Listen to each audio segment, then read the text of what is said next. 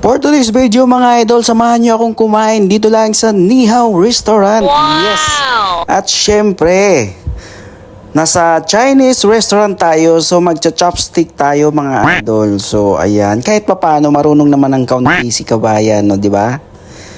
So ayan, so favorite ko yung mga pagkain dito kasi unlimited ano na po siya, mukbang and then hot pot.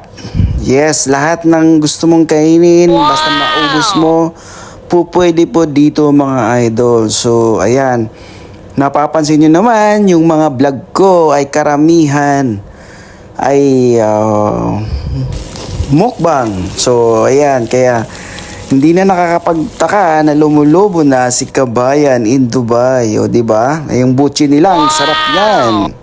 Yummy! O, diba? O, ito pa yung isa.